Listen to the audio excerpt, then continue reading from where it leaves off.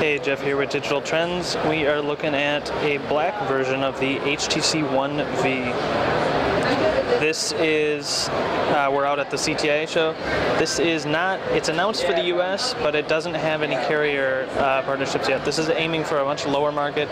It's obviously the third in the HTC One series. The largest was the One X, which we reviewed, and then the One S for T-Mobile. And this is a little smaller than that. It's a 3.7-inch screen. It does run Android 4.0, but it actually has a single-core processor and only half a gig of RAM, so a little bit older specs. We're guessing it's going to be $100 or less, maybe even cheaper, maybe closer to free. And it's going to probably be aiming, we're told, for some of the smaller carriers in the US. Might not come to the big four. It's hard to say. But either way, this is a budget. Kind of a budget device, but it does have a lot of the perks of the other HTC One phones. Obviously, we show this, but the music integration with Beats audio, that's all in there. They did change some of the flares of the older phones are not here.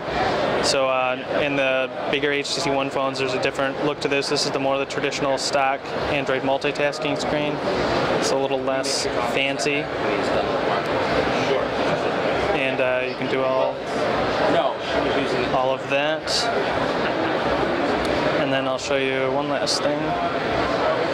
Camera, we did the Droid Incredible, doesn't have the image chip, but since this is a One phone, it can do, it has a dedicated imaging chip in it, so it can do a whole bunch of shots at once.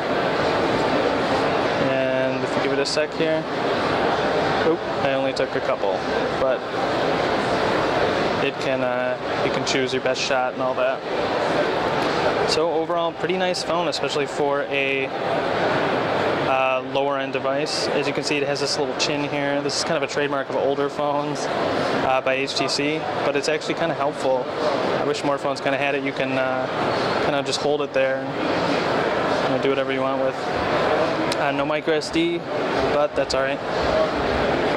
This is the HTC One V.